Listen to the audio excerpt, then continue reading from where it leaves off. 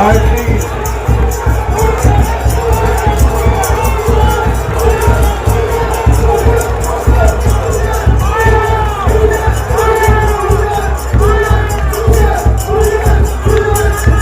आज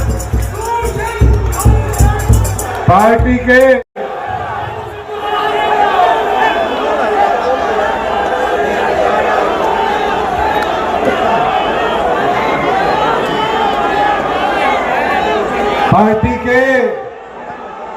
आठवें स्थापना दिवस के उपलक्ष्य में जुलाना और आज भाषण से ज्यादा मैं अपने दिल की बात रख दूं तो बेहतर है। साथियों, आज हम सब यहाँ एकत्रित हुए,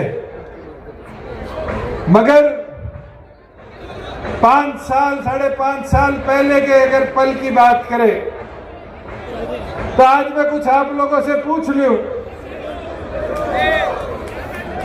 बीजेपी को 11 साल देश में राजनीति करते होगे, सरकार केंद्र की चलाते होगे, जानते तो हो कैसे सरकार चलाती है।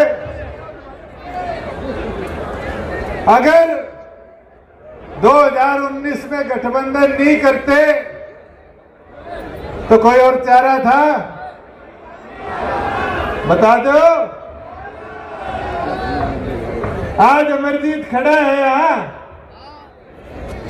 अगर गठबंधन ना करते तो 2019 में 7 भाजे, 7 तो भाजते नहीं भाजते। कोई झूठ है इस बात में? साथियों, अगर 2019 में गठबंधन ना करते तो ये बड़ी सी चाबी मंडी हुई है मां के सर पे, ये चाबी का चुनाव चिन्ह बचता, सारी पार्टी छोड़ते। साथियों, एक चीज बताओ, मैं तो इस मंच से इतना कह सकता हूं कि हमने गठबंधन इसलिए किया कि चंडीगढ़ में थारे लिए दरवाजे खुले रखो। 4.5 साल कभी चंडीगढ़ आए हो, ये दिक्कत तो नहीं झेलनी पड़ी कि दरवाजे बंद थे। चाहे मुलाकात हो पाई हो ना हो पाई हो, काम हुआ हो ना हुआ हो, मगर आपके लिए ठिकाना तो खोल के रखा हुआ था। आज कोई है थारी सुननिया? आज वहां कोई बैठा है जो तुम्हारे लिए दिन रात काम कर रहा हो? मगर साथियों, एक चीज करी गई कि आपको बदनाम इतना कर दो कि आप कमजोर पड़ जाओ। मैं तो इतिहास के 2 पलों से सीखा हूं। एक 1984 की चौधरी देवीलाल के भाषण के सन से उनने खड़ा होकर कहा था कि राजीव की मां मर गई, इसलिए लोगों ने राजीव को देश का प्रधानमंत्री बना दिया। कहा था नहीं कहा था? बनाया था राजीव को प्रधानमंत्री लोगों ने इंदिरा गांधी जी की निधन के बाद। और दूसरी चीज, संघर्ष चौधरी देवीलाल जी ने किया, पूरे देश का रथ लेकर भ्रमण चौधरी देवीलाल जी ने किया और उनको जनता दल का नेता चुन लिया गया। और नेता चुनने के बाद उनने विश्वनाथ प्रताप सिंह जी को इस देश का प्रधानमंत्री बना दिया। उनने तो अपने मन की बड़ी अच्छी बात को पूरा किया, जनता के साथ करे गए वादों को पूरा करवाने के लिए कदम उठाया। मगर 1.25 साल में उसी विश्वनाथ प्रताप सिंह ने चौधरी देवीलाल को सरकार से बाहर फेंकने का काम किया, हटाने का काम किया, मंत्री पद छीनने का काम किया। इतिहास सत्य है। चौधरी देवीलाल जी को ये राजनीति रणनीति दोनों मिला के करनी नहीं आती थी।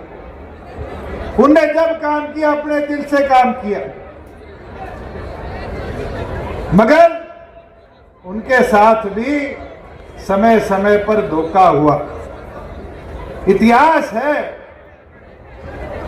हमने भी, ये कांग्रेसी कहते हैं कि सरकार हमारे साथ बना लेते। दिग्विजय और डॉक्टर बांगड़ बैठे हैं, हुड्डा वाली बात तो सुनी होगी, सुनिए नहीं सुनी? अहमद पटेल का मेरे पास भी फोन आया था, हमने कहा नंबर ले आओ, हम तुम्हारे साथ हो लेंगे। मगर साथियों, बीजेपी के पास 40 थे, 7 तो निर्दलीय बीजेपी के साथ थे। सरकार किसकी बननी थी? बीजेपी। अगर उस दिन कदम ना उठाते तो आज क्या बुड्ढों को 1000 रुपए बढ़ के मिल रहे हैं, विधवा को 1000 रुपए बढ़ के मिल रहे हैं। यह 1000 रुपए मिलते कि 50% पंचायतों में हिस्सेदारी मिली है, मिलती। आप लोगों के करे हुए वादों को पूरा करवाने के लिए वो कदम उठाया, मगर सारे हमारे पीछे एक षड्यंत्र से पड़ गए। और पड़े कैसे कि अगर जेजेपी को नहीं रोका तो कहीं ना कहीं उनके लिए खतरा था। और उनके लिए खतरा नहीं, असली सच्चाई तो है उनकी अगली पीढ़ी के लिए भी खतरा था। बता दो कोई झूठ है? मगर इन लोगों ने एक सूत्री कार्यक्रम 5 साल चलाया, और वो सूत्री कार्यक्रम था कि आप लोगों को राजनीतिक तौर पर कमजोर कर दिया जाए। हम 10 एमएलए थे, कोई हमारा एमपी राज्यसभा और लोकसभा में तो नहीं था। किसान आंदोलन की बात करेगी, दुष्यंत इस्तीफा दे देता। मेरे इस्तीफा देने से तो प्रदेश सरकार भी ना गिरती, केंद्र तो बहुत दूर की बात थी। मगर साथियों, एक चीज बता सकता हूं, विपदा क्या है। जिन लोगों ने पार्लियामेंट में खड़े होकर इस बिल के लिए वोट दिए, वो भी हमारे पीछे पड़ गए। जिनने सेटिंग कर बीजेपी के साथ चुनाव मिलकर लड़ा, वो भी हमारे पीछे पड़ गए। मैं तो इतना 5-7 सालों में समझ पाया कि आज जो लोग ड्रैग रूम की राजनीति करते हैं वो ज्यादा कामयाब है, और जो ग्राउंड की राजनीति करते हैं उनको परस्त करना बड़ा आसान है।